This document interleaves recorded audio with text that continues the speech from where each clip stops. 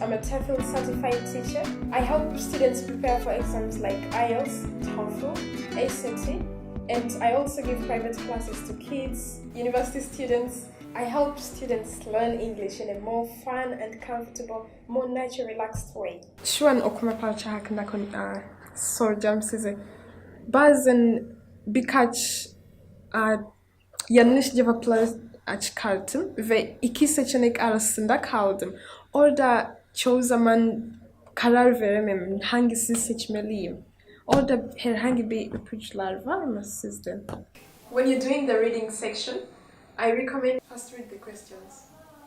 Another tip, you should learn how to skim to locate the answers. For example, you've read the questions and you get to the reading section. Try to skim through. How can you quickly skim through? For example, you read the question and there is, try to pay attention to the keywords, pay attention to the dates. For example, it's written 1980. So when you go to the paragraph, just look for 1980. For example, imagine you're reading a newspaper and newspaper or magazine, and you're trying to find the price of something.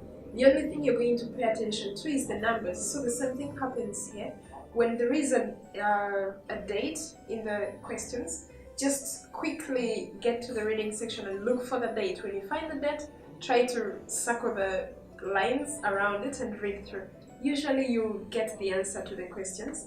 The other thing you should pay attention to is names. For example, they write a name. So just quickly look through the paragraphs to find the name and then read around it, find the answers. The other thing, when you're generally reading, for example, if you don't have the names, dates, what other thing can we do before without reading the whole paragraphs? In English, while writing points, the written style is first they mention the point, the main idea of any paragraph is usually in the beginning line, the introductory phrase, and then they give a few examples, and later on in the conclusion they try to to mention the main point again. So if you don't have enough time, you can simply read the opening phrase and the last phrase, so beginning and last line of every paragraph, then you will quickly find the answers. Another thing you should remember is the IELTS exam is an exam testing you on your vocabulary, so in most cases you're going to find that words you find in the writings are not the same in the questions. So try to look at the synonyms. For example, they say something like, what's the most important blah blah blah blah. In the essay maybe they wrote something and they said this was very essential. So essential, important is the same thing. So try to learn as many synonyms of different words to help you score more on the IELTS reading section and to do that section a lot easier. Another thing is you should pay attention to the general rules.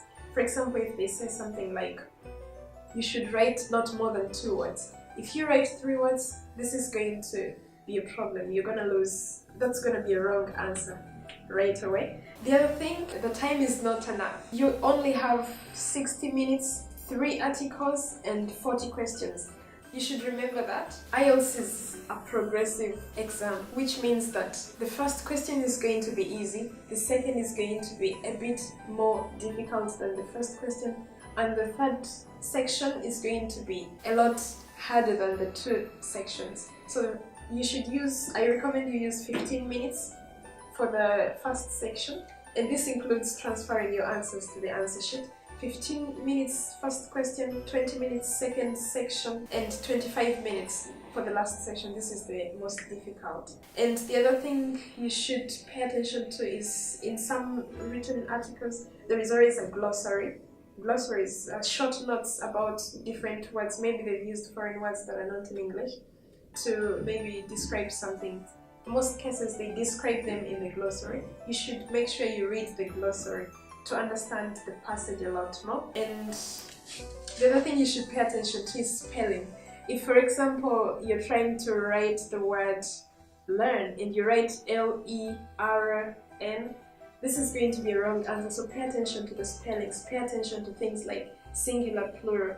If the answer is supposed to be 2 books and you write 2 book without the S, this is going to be a wrong answer. So just pay attention to the spellings and singular and plurals. This is the same while doing the listening section. The last tip is don't try to understand the whole passage, because this exam is simply, you're gonna get marks on every right answer you give. It doesn't matter whether you understand the whole thing or not. So just skim through, get the answers and get out of there.